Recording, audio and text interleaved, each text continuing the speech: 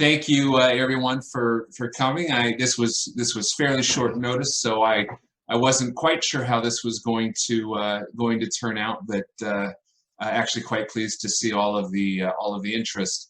I want to start by having everyone turn on your cameras. Now, if this is going to result in an unnecessarily embarrassing moment, I'll allow you to forego that. But an important part of being in online meetings as well as web conferences is the ability to sort of interact virtually, and that is part of that is being able to see the faces of the people who are on the meeting with you. Is everyone staying safe? I know these are pretty extraordinary times that we've all found ourselves in.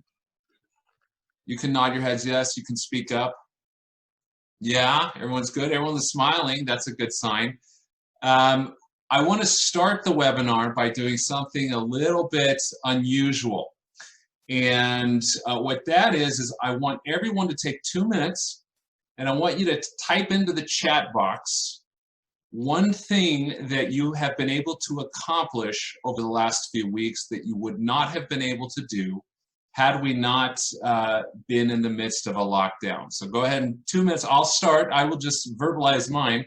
I was able to put together a webinar in 1 week, and there's no way that I would have ever been able to do that had things been normal. So take 2 minutes starting now. I want everyone to type in the chat box that one thing that you were able to accomplish over the last few weeks that you would not have been able to do otherwise. Go ahead. I am not, there we go. We've got 3, we've got, let's see. Bullet journal, awesome.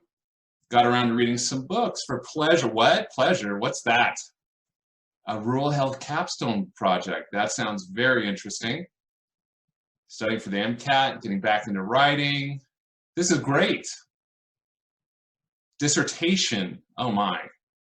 Learning medical Spanish.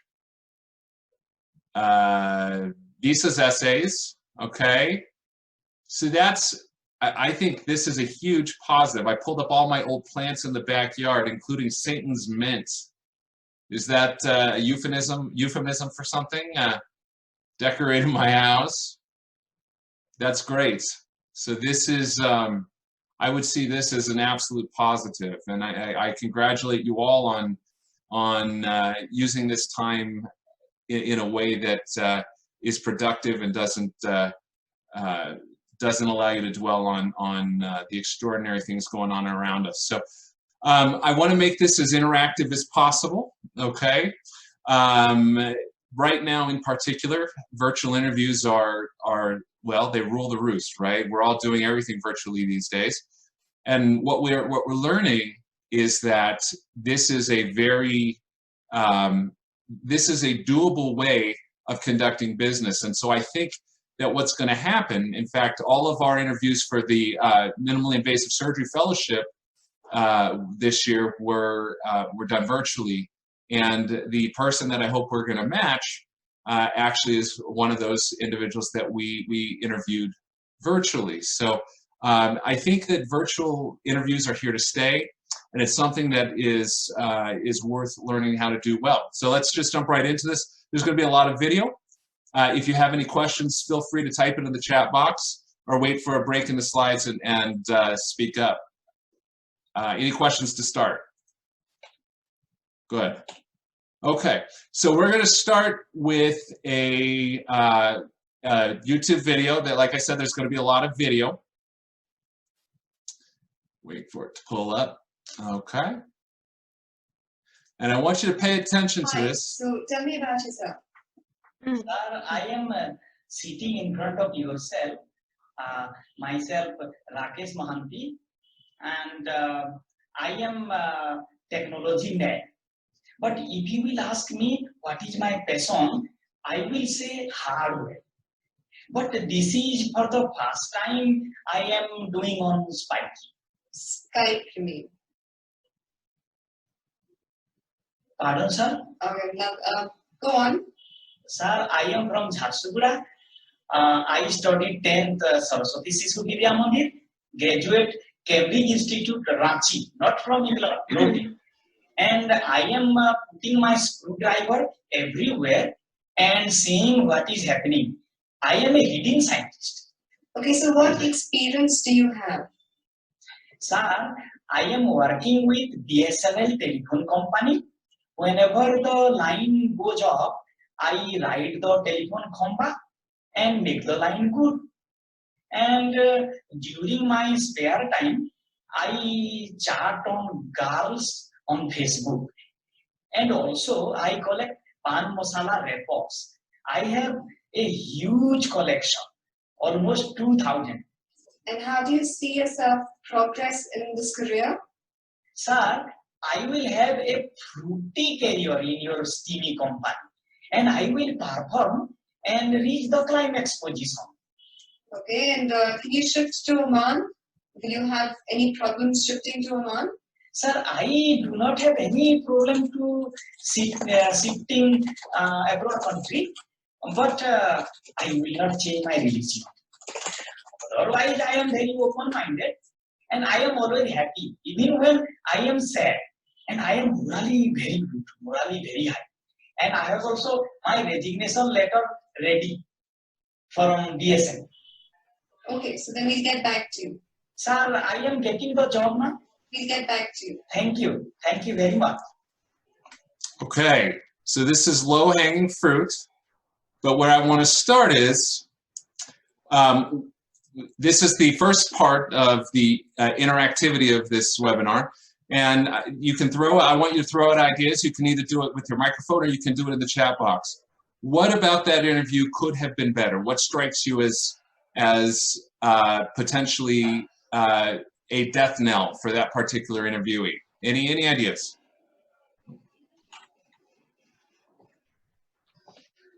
Let's hear it. I think part of it is definitely a language barrier. Language barrier, sure. That is certainly not one aspect of this that I wanted to focus on. You know, he did certainly do things that made that language barrier worse, right? So what could he have done to help mitigate that language barrier issue? Not calling the interview worse, sir. But what if he doesn't know? What if that's a nuance of the English language that he is not fully aware of? Using the interviewer's name. Could use the interviewer's name, absolutely.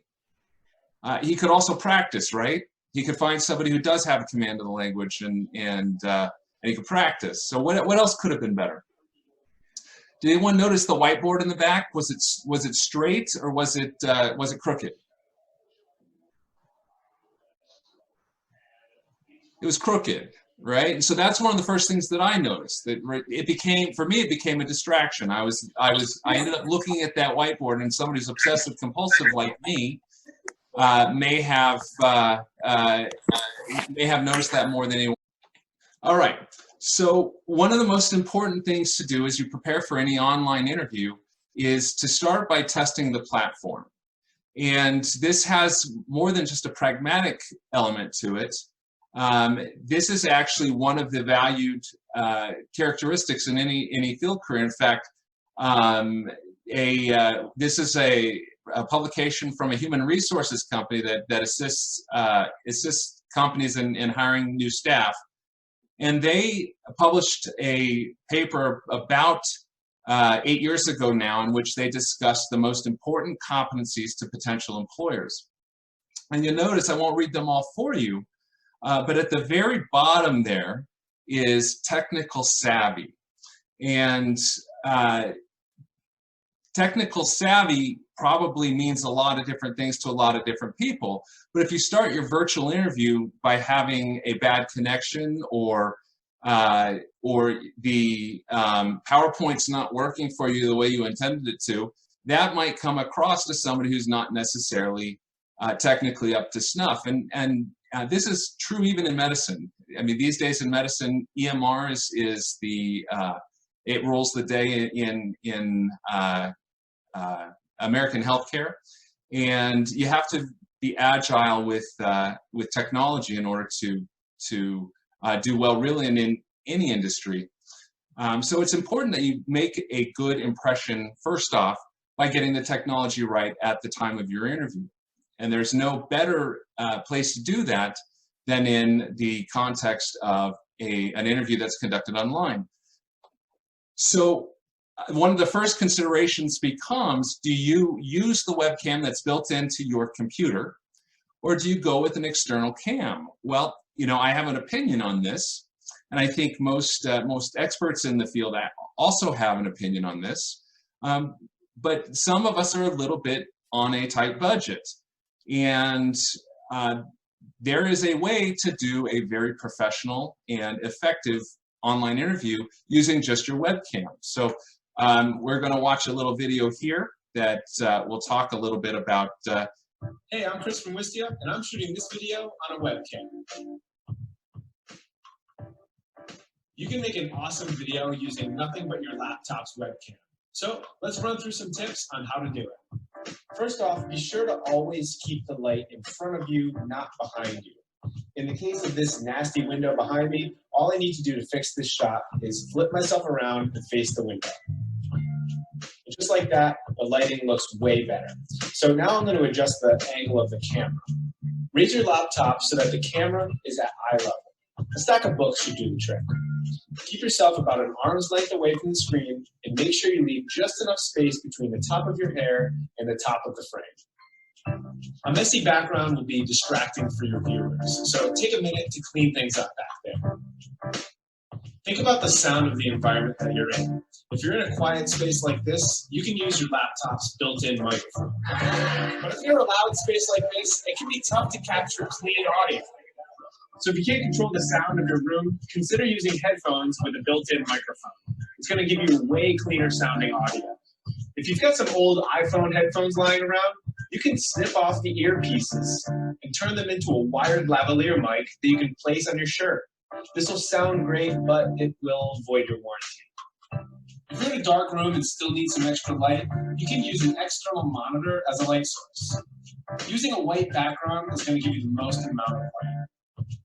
When you're ready to roll, take a deep breath, look right into the camera, and smile. Making a video should be fun. So to recap, face a window, get the camera at your eye line, adjust your framing, clean up the background, think about audio, smile, and click record. So a lot to unpack in that video. Really, in about 2 minutes, he basically just said everything that I'm about to tell you over the course of the next hour or so. But it's worth unpacking it a little bit. So let's start with the situation in which you've decided you're going to go with an external camera. And I apologize. I understand we're having some breaking up. I think it's probably my internet connection, and we'll talk a little bit about that in a coming slide. But in terms of the best bets on getting an external camera, now I got to start by telling you right now is not the time to buy an external camera. These devices, which typically run about $60 through Amazon, are now running in the area of $250 because of demand. But by far the highest rated camera, and this doesn't matter the source that you go to. This is Digital Trends. This is PC Magazine, Laptop Magazine. They all recommend this Logitech webcam C920. It is currently selling for about $260 on Amazon, so you might want to hold off on purchasing that. Another highly rated camera is this one here. This is the one that I'm actually using right now. So you are actually getting a test drive on it as we speak. I've actually done a number of videos using just this webcam and had no issues whatsoever. And it sells for about a third of the price of the C920. And then for those more budget-minded, this comes a little bit less pixels, and when it comes to cameras, pixels are king. But this will actually you can get at a fairly reasonable price right now. Otherwise, you might want to stick with your webcam until prices settle out just a little bit. But you know, in general, the more that you do of this, you probably are going to want to invest in an external camera just simply because the external cameras tend to have much better resolution than the built-in cameras, and that technology hasn't quite caught up yet, and I'm not really sure that it ever will. In terms of your setup, so what you'll find that when it comes to doing web conferencing or online interviews, it's very important to consider all of the details, things that maybe you would not have thought about previously. So most of us would be inclined to have a setup much like this one on the left of your screen there. And the typical setup is the laptop down on, or the desktop down on the desk with the webcam below eye line. That is not the way to go. What you want is you want to focus on your lighting. You want to focus on having that webcam up so that it will keep your face and your chin up, show you better angles of your face. And then you want to put yourself in a position where your posture is good so that your body language is more reflective of who you are as a person, who you represent as a candidate. The next thing to think about is the platforms. So lots of different platforms out there. We're currently using Zoom. There's WebEx. GoToMeeting was one of the first ones to come out. A new one is Google Duo. The point is you need to know what platform the interview is going to take place on. And it's important to beforehand be familiar with that platform. There may be some software to download. If you already have the software but you haven't used it in a while, there may be some software updates that you need to download before starting the interview. You don't want to be surprised at the time of the interview that you don't know how to use the software is incompatible with your computer, or something, some other sort of controllable disaster like that. Third consideration, and again, we're sort of getting a sense of that here, is you want to think about your internet connection. So Wi-Fi is common. We all have Wi-Fi, and it's everywhere. Sometimes we squat on other people's Wi-Fi. That's not the way to go. The Wi-Fi tends to lag in terms of internet speed compared to Ethernet. So when you're doing something like a web conference or an interview, it may be worthwhile to go ahead and just plug into an Ethernet cable so that you can take that worry off of your mind. Lighting is very important. Lighting can make or break an interview, and I'll show you what I mean. So one light, that's okay. We've got a pretty good view of one side of his face. Unfortunately, we can't really see the other side, or there's shadowing there, and that's okay, but it's not ideal. And when you compare that to two lights, it actually gives a much better appearance for him.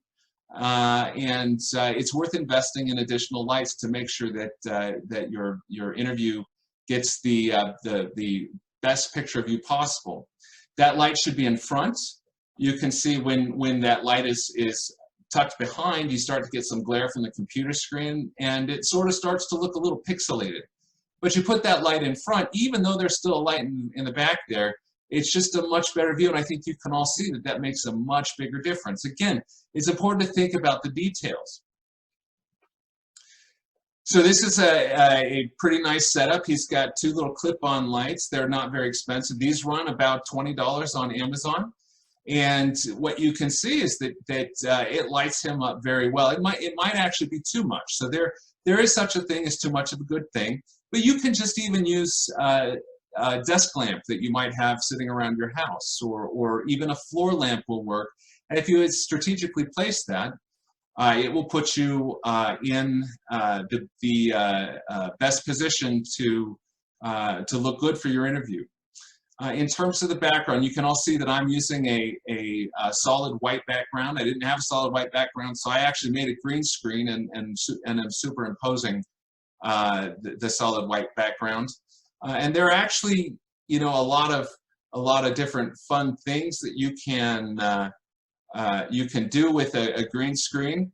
You can make yourself part of a meme here. I can have her poke her finger into my ear there.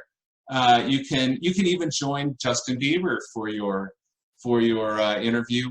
You can get a little bit wild and you know, ride in on a white unicorn and by the full moon and it's moonlight. I wouldn't recommend any of these things. I would just stick with your typical white background, and that's probably going to be the safest thing for you to make a good appearance at that interview. Let's see, moving on here. It's really important, you know, many of us have kids, many of us have cats that run around, you know, maybe roommates.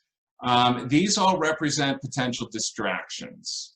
And so we're going to watch another video here that shows you the perils of having to. No, I would argue that this is a triumph of democracy. Scandals happen all the time. The question is how democracy. So this is on the BBC. And what will it mean for? This was live when it aired. I think one of your children's just walked in. I mean, shifting sands in the region. Do you think relations with the North may change? I would be surprised if they do. Pardon me. My apologies. What the region? My apologies.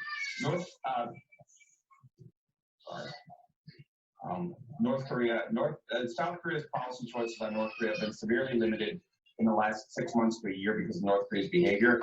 Most recent use of DX gas in the airport in Malaysia. So this is a little bit of an extreme example. But distractions, you know, distractions are all around us. In the first video that we saw, you know, the whiteboard in the background served as a distraction for me. I would recommend that when you're engaged in an important interview, you probably want to lock the door. Maybe have some help controlling the pets, controlling the kids. Maybe let your roommates know that you are doing an interview. You know, and the consequences of being distracted are, number one, his face he is clearly jolted here, and there was one point where he forgot what he was saying. You know, another distraction here is this pile of books in the background. You know, it's messy. It doesn't really paint him in the best light, and maybe you want to pay attention to what's in your frame as you do your interview. Another thing that's interesting about this is the same clip that was shown on a different website. Still the book's there, same guy, same map, doors open. But the books here don't look quite the same. So at some point, his collection of books caught the eye of his producer or somebody, and they didn't like what they were seeing, so they changed it. It's important to think about what is actually in view of the people who are watching. You want to be the focus of your interview, not what's going on around you or the clutter on your desk. That's a big deal breaker in many cases. So another important thing is to know answers to common questions beforehand. And some of these might include, how did you even choose this field? What do you know about this program or organization? Tell me about your biggest weakness. That's an important one to know how to answer beforehand. You don't want to get off the cuff on that one. What do you consider to be your most important professional achievement? Another big one. Recall a challenging situation you have encountered at work and how did you handle it? I'm going to make this presentation available as a video after we're done here. And it'd be worth writing these down and knowing before you go into any interview, how would you answer these things if asked? The second part of this is that you don't ever want to leave an interview without having asked questions of your own. And so just a few ideas that you might want to keep in your back pocket that you should ask fairly routinely. Have I answered all of your questions sufficiently? Who do you think would be the ideal candidate for this position, and how do I compare? You're asking for feedback, essentially. How would you describe the culture of this program or organization? That's very important. What kind of person tends to do well here? What qualities are most important to succeeding? Is there anything I have said that would make you doubt that I would be successful here? Again, these things seem like they're very probing, but they're not up.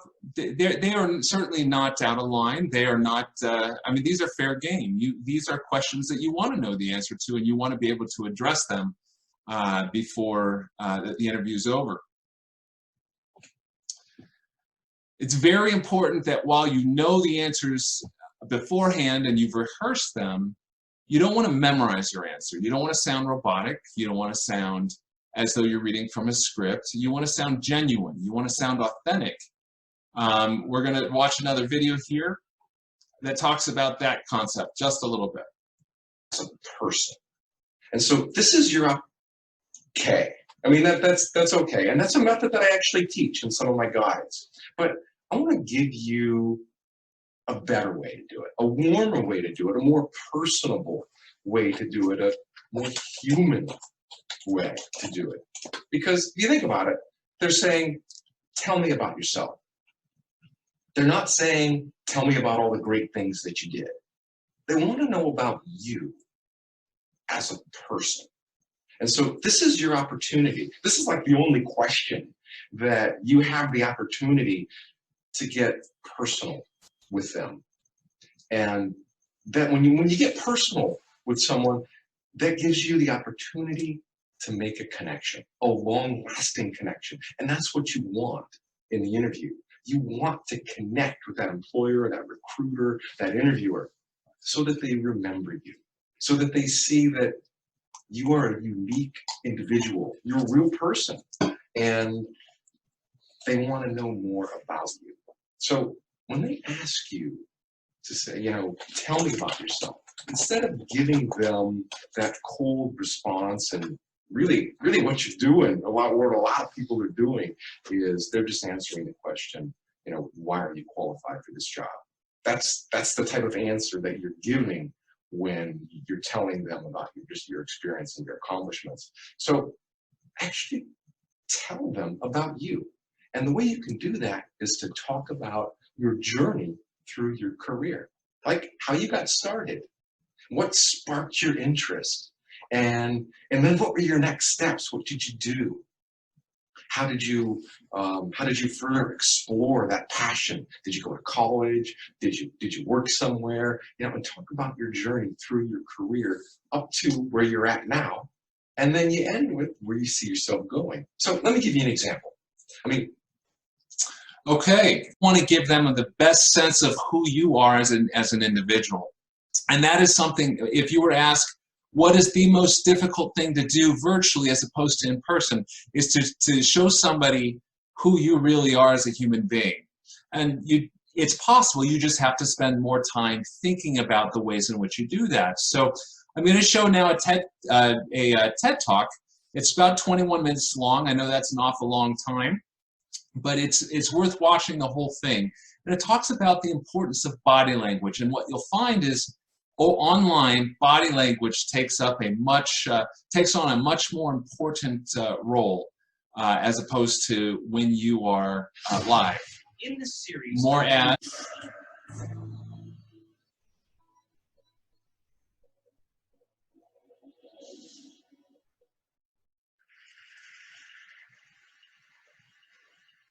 So I want to start by offering you a free no-tech life hack.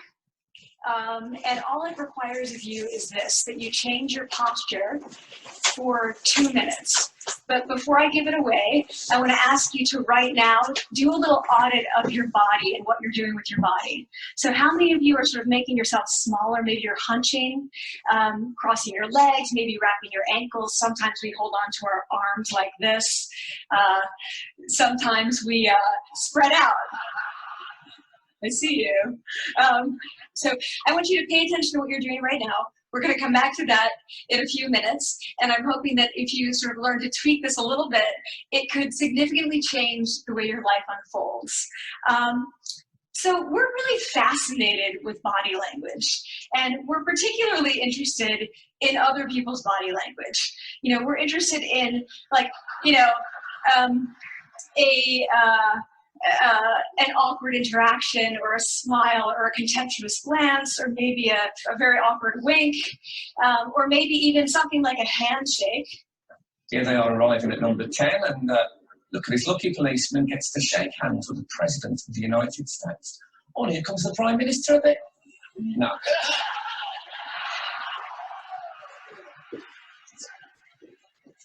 So a handshake or the lack of a handshake can have us talking for weeks and weeks and weeks, even the BBC and the New York Times. So obviously, when we think about nonverbal behavior or body language, but we call it nonverbals as social scientists, it's language. So we think about communication.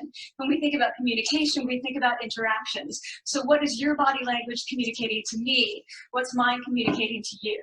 And there's a lot of reason to believe that this is a valid way to look at this. So social scientists have spent a lot of time looking at the effects of our body language or other people's body language on judgments. And we make sweeping judgments and inferences from body language. And those judgments can predict really meaningful life outcomes, like who we hire or promote, who we ask out on a date. For example, Nalini Ambady, a researcher at Tufts University, shows that when people watch 30-second soundless clips of real physician-patient interactions, their judgments of the physician's niceness predict whether or not that physician will be sued. So it doesn't have to do so much with whether or not that physician was incompetent, but do we like that person and how they interacted? Even more dramatic, Alex Todorov at Princeton has shown us that judgments of political candidates' faces in just 1 second predict 70% of US Senate and gubernatorial race outcomes.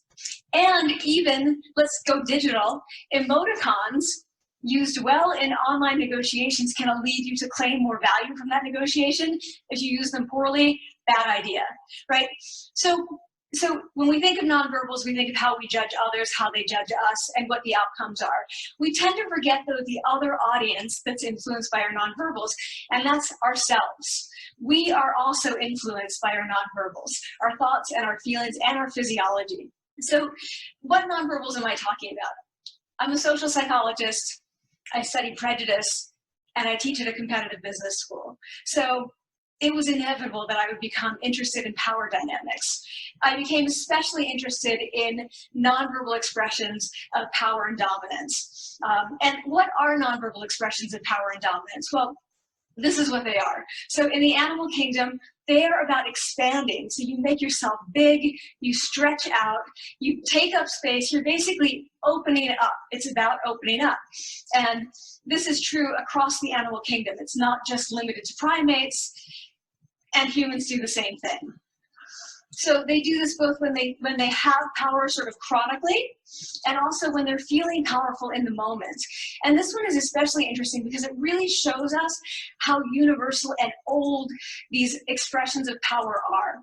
This expression, which is known as pride, Jessica Tracy has studied, she shows that people who are born with sight and people who are congenitally blind do this when they win at a physical competition. So when they cross the finish line and they've won, it doesn't matter if they've never seen anyone do it, they do this.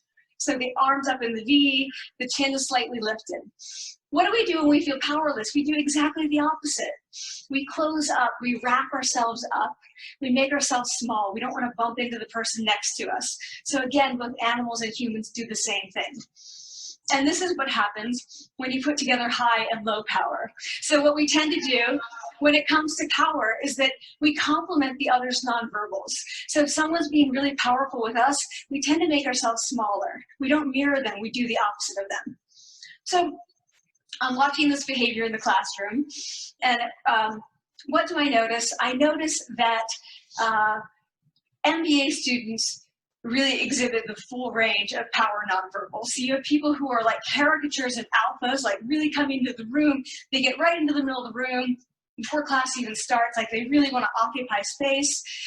When they sit down, they're sort of spread out, they raise their hands like this.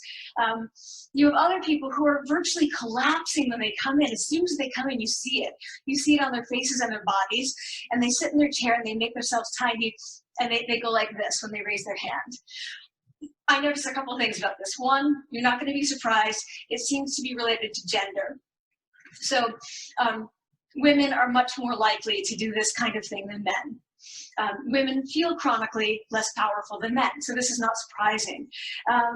But the other thing I noticed is that it also seemed to be related to the extent to which the students were participating and how well they were participating. And this is really important in the MBA classroom because participation counts for half the grade. So business schools have been struggling with this gender grade gap. You get these equally qualified women and men coming in, and then you get these differences in grades, and it seems to be partly attributable to participation. So I started to wonder, you know, okay, so you have these people coming in like this and they're participating. Is it possible that we could get people to fake it, and would it lead them to participate more? So my main collaborator, Dana Carney, who's at Berkeley, and I really wanted to know, can you fake it till you make it? Like, can you do this just for a little while and actually experience a behavioral outcome that makes you seem more powerful? So we know that our nonverbals govern how other people think and feel about us. There's a lot of evidence, but our question really was, do our nonverbals govern how we think and feel about ourselves? There's some evidence that they do. So, for example, when we smile when we feel happy, but also when we're forced to smile by holding a pen in our teeth like this, it makes us feel happy. So it goes both ways.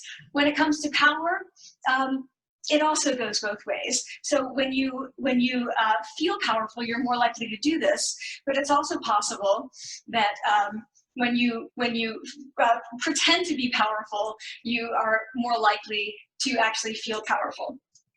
So the second question really was, you know, so we know that our minds change our bodies, but is it also true that our bodies change our minds?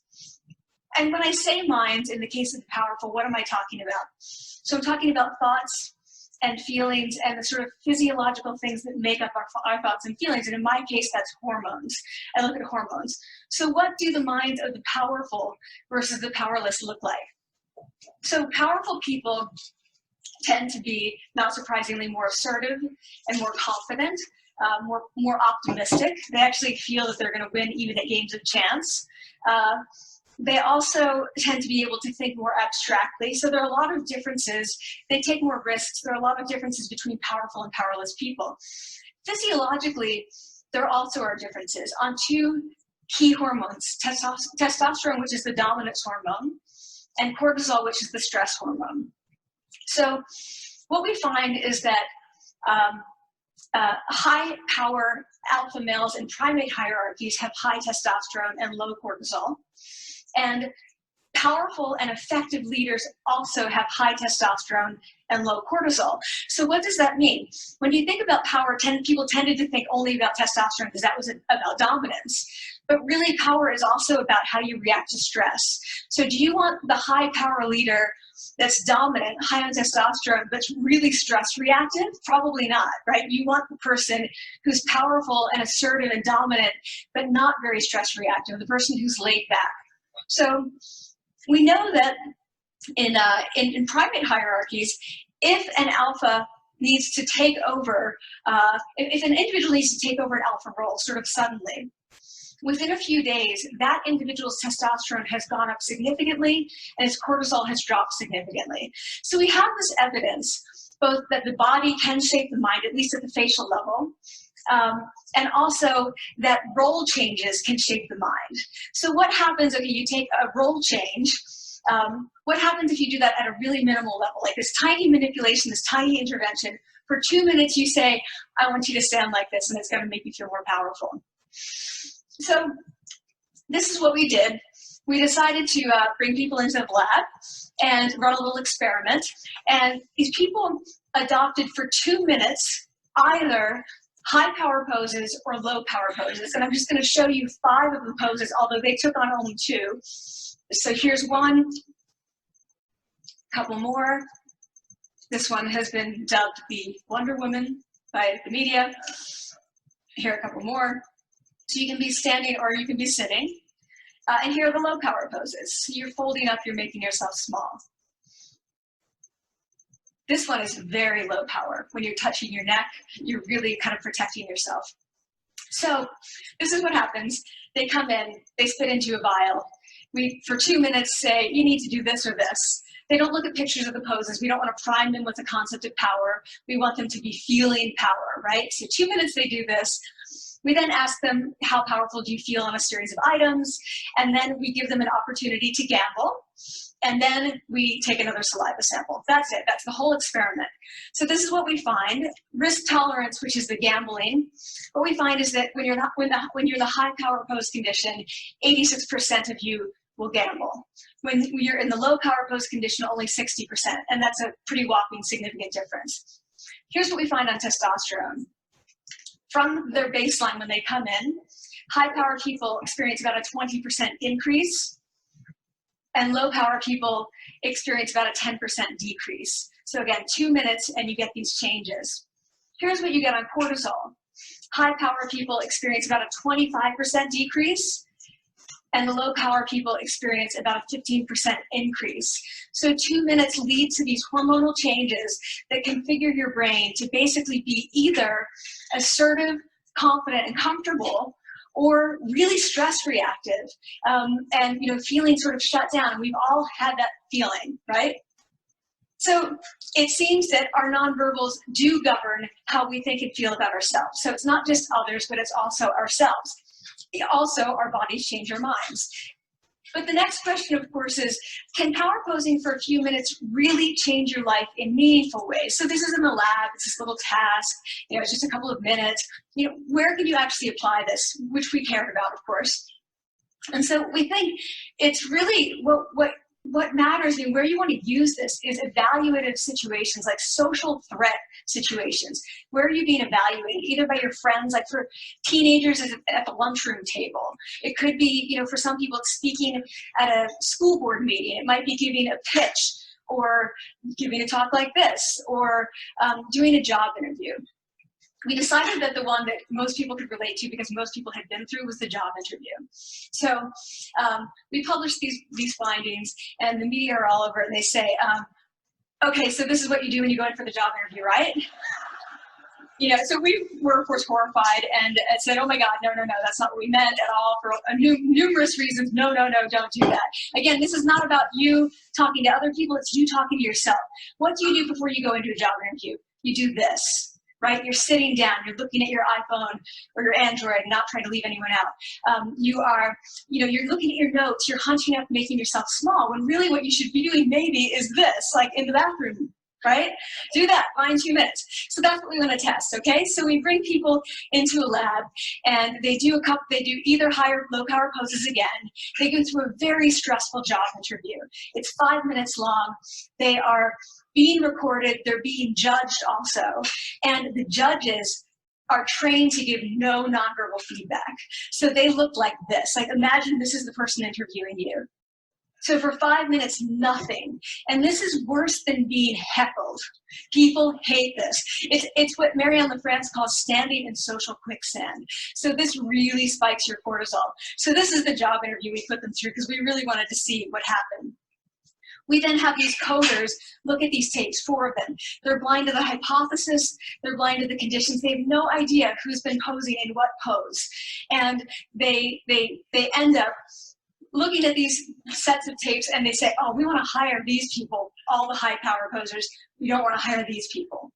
We also evaluate these people much more positively overall. But what's driving it? It's not about the content of the speech. It's about the presence that they're bringing to the speech. We also, because we rate them on all these variables related to sort of competence, like how well structured is the speech? How good is it? What are their qualifications? No effect on those things. This is what's affected. These kinds of things.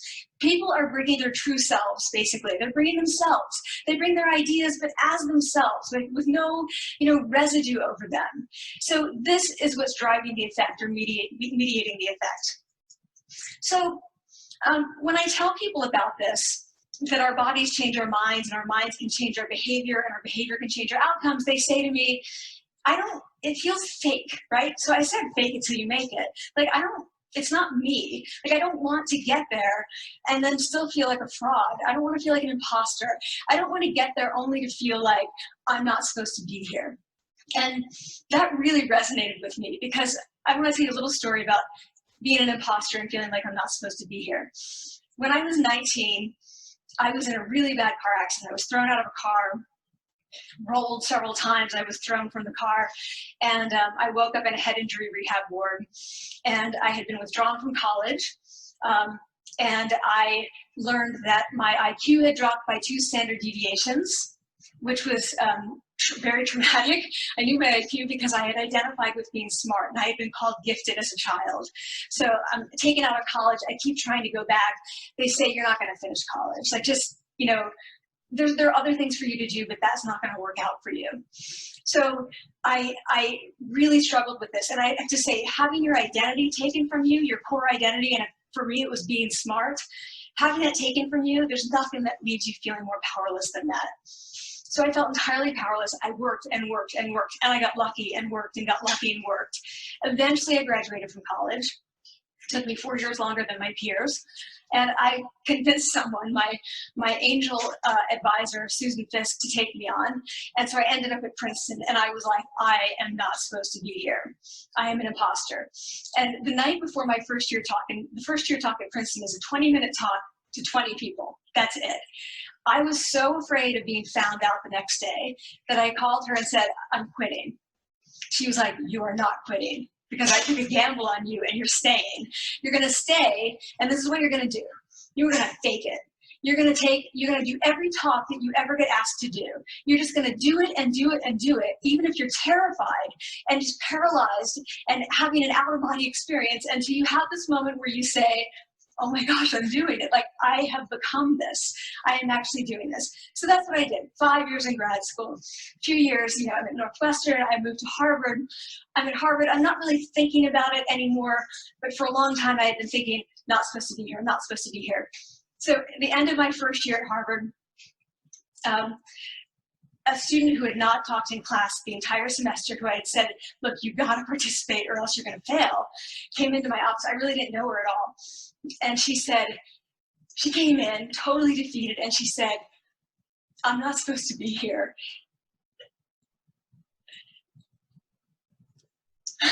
And that was the moment for me, because 2 things happened. One was that I realized, oh my gosh, I don't feel like that anymore. You know, I don't feel that anymore, but she does, and I get that feeling. And the second was, she is supposed to be here. Like, she can fake it, she can become it. So it's like, yes, you are. You are supposed to be here, and tomorrow you're gonna fake it, you're gonna make yourself powerful, and you know, you're gonna, and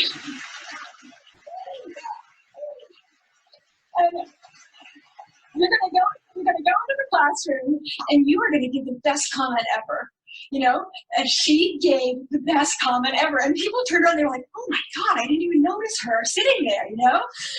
She comes back to me months later, and I realized that she had not just faked it till she made it, she had actually faked it till she became it. So she had changed. And so I want to say to you, don't fake it till you make it. Fake it till you become it. You know, it's not, do it enough until you actually become it and internalize. The last thing I want to leave you with is this: tiny tweaks can lead to big changes. So this is 2 minutes. 2 minutes, 2 minutes, 2 minutes. Before you go into the next stressful evaluative situation, for 2 minutes, try doing this in the elevator, in a bathroom stall, at your desk behind closed doors. That's what you want to do. Configure your brain to cope the best in that situation. Get your testosterone up, get your cortisol down. Don't leave that situation feeling like, oh, I didn't show them who I am. Leave that situation feeling like, oh, I really feel like I got to say who I am and show who I am.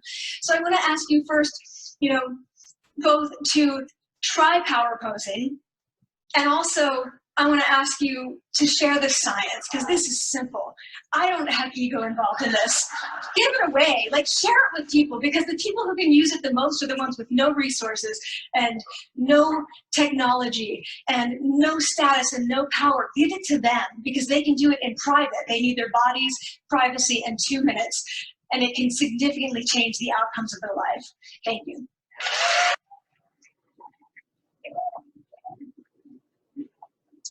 Okay. There you have it. So, moral of the story is find your power pose and show everyone that you're right where you belong, and figure out ways to use your body language to help them realize what you've already realized yourself. here are some ideas that you can try and implement to help convey that message to the individuals you might be speaking with on your next virtual interview. So importantly, look up. So I've got my camera perched on a water pitcher here. You should see it. It's the most ridiculous thing ever, but it's got me looking up, as opposed to the young lady on the left here who's looking down. We're sort of looking at the bottom of her chin. In certain people, you can get a fairly nice glance at their nose hair and anything else they might have up their nose. That's probably not the look that you're trying to convey to your interviewer. So just simple things like propping up your camera can give a much better view of your face and who you are as a human being. It also helps with posture. Slouching. So slouching is another big no-no. Again, it's all related to posture, as I've mentioned a couple times. So there are a lot of different variants of slouching. There are your extreme version. There are extreme versions, and this guy is definitely sending a message, and I'm not sure it's the message that he wants to be sending, or maybe it is. I don't know.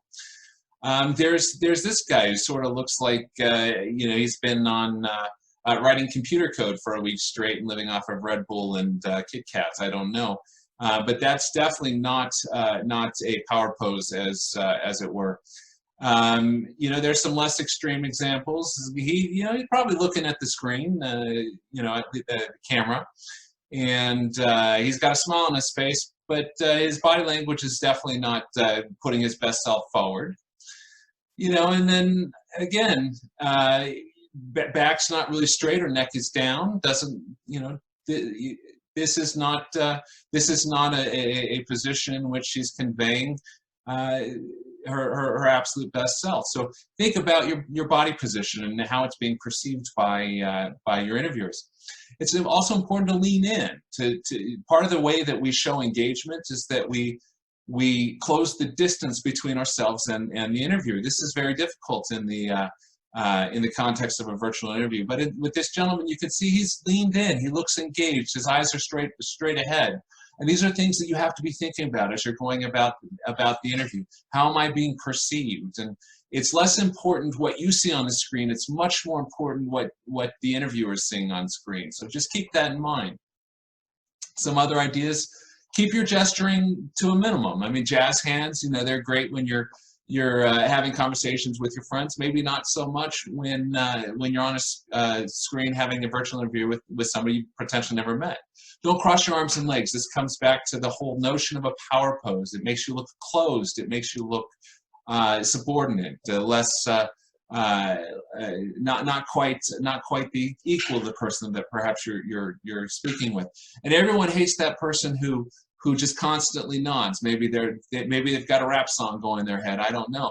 But it's another one of those things where it's maybe a little bit too much. Try and keep your head still, and just pay attention to the little nuances of your own movements that may be distracting for your interviewer, and taking attention away from the things that are important. And that's the content of who you are as a person and what you've accomplished. Smiling is very important, and there are going to be times during interviews where you're not going to want to smile, and you're going to have to think about it. So by genuinely, and now I've blackened out and used the little black bars here to protect the identities of the innocent, but she's sort of mailed it in. She's not smiling at all, and this is probably somebody who's not going to get the job. Probably the same person, but again, I don't have a lot of faith in that smile. Perhaps not credibly conveying a sense of serenity or happiness. Just not quite right. The point is the way that you give a genuine smile, an authentic smile, is to authentically or genuinely be happy. So you might try thinking about somebody that you love, thinking about something that you like to do, thinking about some place you'd rather be than that interview, and see if that can bring out a genuine smile. And I wanted to give you an example of a genuine smile, again, to protect the identities of the innocent or the guilty. I blackened out the, I'm just kidding. That's me. And that's my attempt at an authentic smile. But and I think I did a pretty good job there. The point is that you have to think about it. You're going to be stressed out. You're going to be a little bit nervous. You're going to be worried the entire time. Am I going to get the job? you're going to have to be intentional about cultivating and forming a smile that's credible and real. Presentation definitely matters. So just because you are sitting in your home office or in your bedroom or what have you, you do have to dress for the part. They're going to want to see what you're going to look like when you come to work. So that means paying attention to hygiene, like shaving, and you don't want to have a dirty face. If you're someone who wears makeup, wear a little makeup, but make sure that it's tasteful and you haven't overdone it. Suits, I know that people think that suits make you look rigid and overly conservative, but suits are sort of customary, particularly in our society, our culture. It's important not to again put something out there that's going to be a distraction. You want to win the points that are easy to win, so that you don't have to worry about the unimportant things. You can worry about the things that are really important, like the content of your character. You also want to look for opportunities to connect with your interviewer.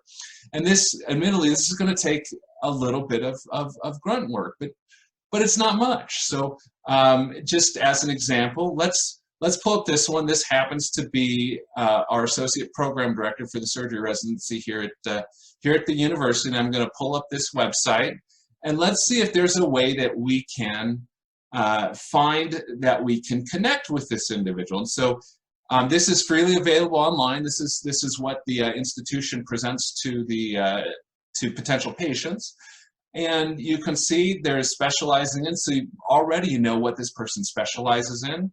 And then there's interest in activities. And I'm willing to bet that there's more than one of you on this webinar that like things like outdoor activities, including hiking and running. Well, if you can capture that, and if you can capitalize on that over the course of your interview, that might give you something, number one, that's going to make you smile genuinely, but number two is going to help you stand out in the mind of your interviewer. And again, this is something that's going to take a little bit of grunt work. You're going to have to do your homework beforehand. Maybe call the program that you're interviewing at beforehand and see if they've published a schedule. Certainly, within about a week before your interview, they've already created an agenda for their busy faculty members. So see if you can get a hold of that, and then do some backup grunt work or behind the scenes grunt work to help yourself more prepared to make a connection with that individual. And I don't want to belabor the point, but let's see. This was my when I graduated from residency. I graduated from Houston Methodist. This was Barbara Bash. She was my chair of surgery. Again, sheepishly, I have to admit, just in preparing this webinar, I found out a whole lot about Dr. Bash that I probably should have known before 7 years after I graduated. But again, you can get an awful lot of information about your interview beforehand and use that to your advantage in order to leave a lasting impression. One more example, this was Dr. Morris Wiseman's program director, who I always sort of saw as somebody who's not very approachable. But if you go through his, you actually find that he's got some very cool interests, and you can use these things to convey to the people that you're interviewing with that you really are interested, that you're interested in them as people and what they might have to offer you if you were to be hired by them. So moving right along here, this is going to take a commitment to authenticity. And what does authenticity mean? Well, it's really about being intentional. It's about being intentional about a number of things. First is you want to enter the interview intentional about being open, about being honest. And one of the ways that you can accomplish this is imagine that you are speaking to someone close to you. You can prepare for this by practicing with a close friend. Most of us have a friend that we could do these things quite openly, quite honestly with. And if you practice with them, and then perhaps picture them when you're engaged in the interview, it might make it easier to act on that desire to be open with the interviewer. You want to focus on connecting. So it's not good enough to simply do the background work on your interviewers. You want to then be intentional about applying that and actually making that connection, and that starts with engaging them. So how would you engage an interview? Well, you start by asking questions. You can ask them questions about the interests that they've published on their website or on the organizational website, and then use stories to tell your own history, your own give a sense of who you are as a human being.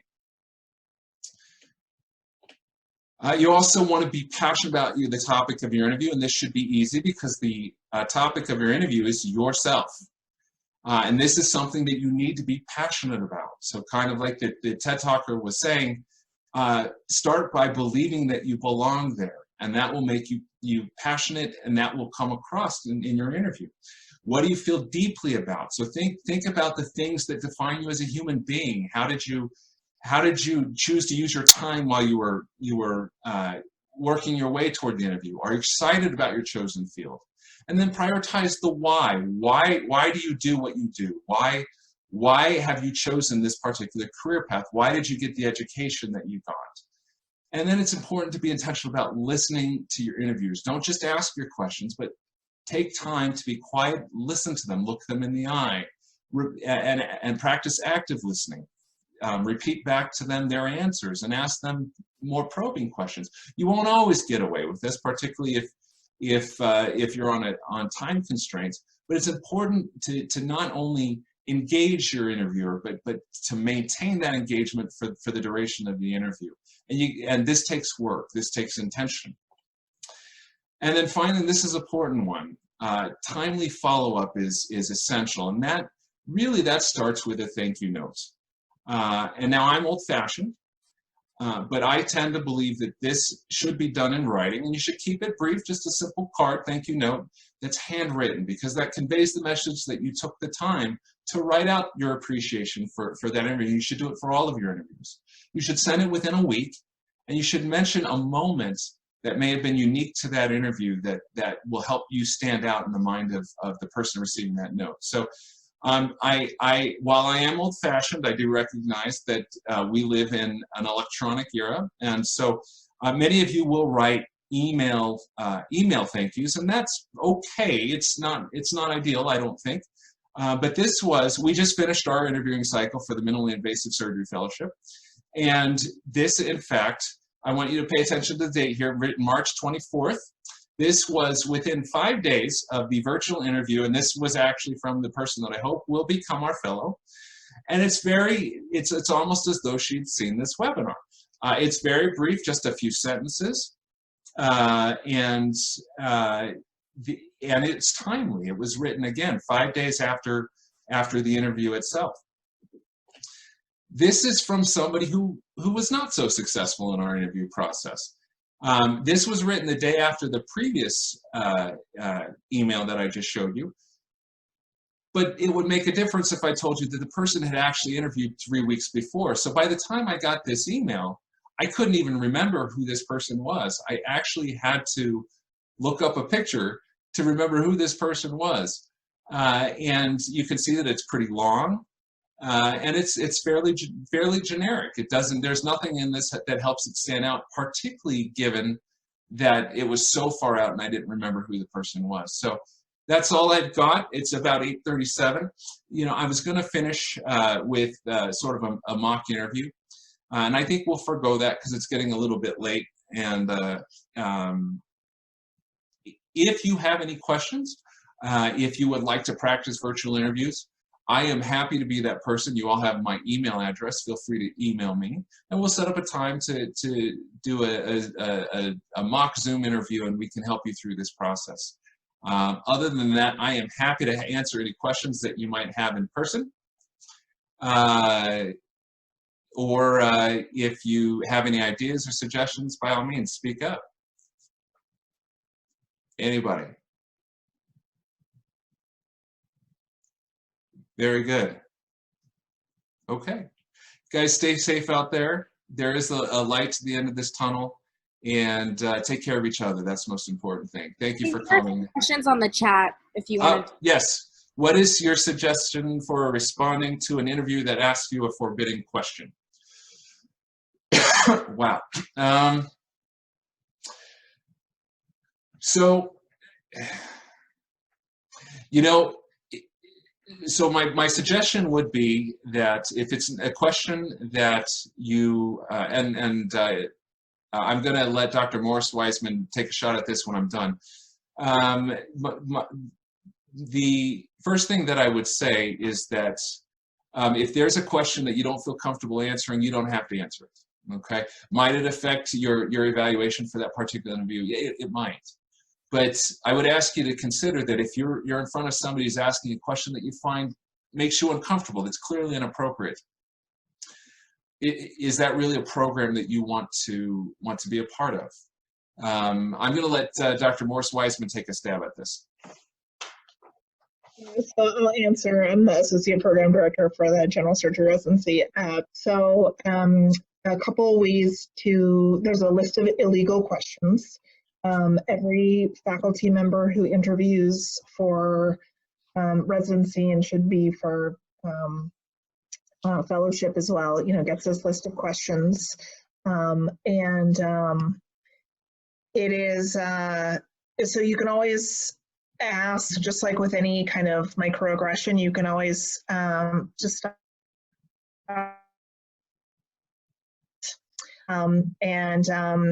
if someone asks you, like, do you have children? Are you married? What does your spouse do? What church do you go to? I would usually respond, I'm not sure what you mean by that, or could you, are you asking me about my marital status? Are you asking me if I have, and usually if you repeat the question, they'll stop. But if they persist, you can always say, I do not feel comfortable answering that question, but you should also really think twice about whether you want to be in that program.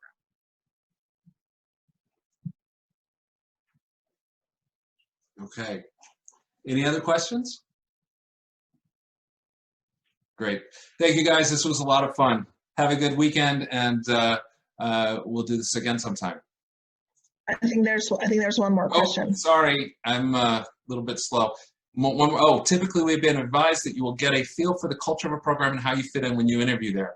Do you have any recommendations on filling this out through a virtual interview? It's very difficult. This is one of the major weaknesses. This is when email comes in handy. So a lot of people feel more comfortable being honest over email. So you might ask her these questions if you were on a time limit and you weren't able to get to some of these suggested questions over the course of your interview. Feel free to reach out and email them. That accomplishes two things. Number one, it shows the interviewer that you were in fact interested enough to reach out to them and explore a little deeper. And that does send a message. It's worth keeping. If it's a program that you're really interested in, number one, you want to know about it, but number two, you want to keep yourself in the forefront of their minds so that when it comes time for them to make that hiring decision, they're thinking about you and they've gotten to know you a little bit.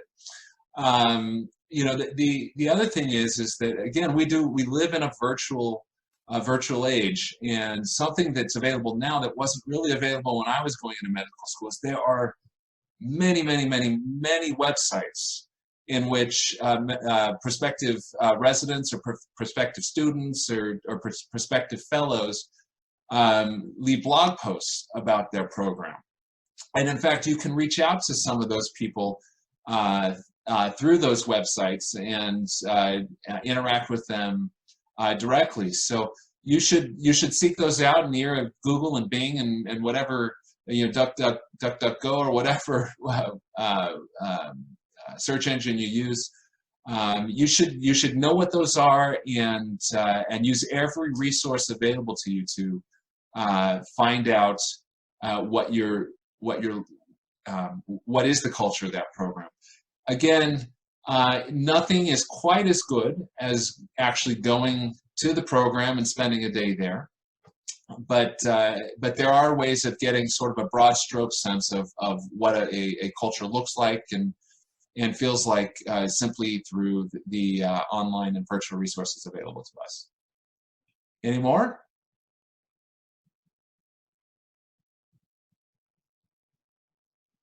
Okay, feel free to email me if you have any more questions. And again, thanks for joining us.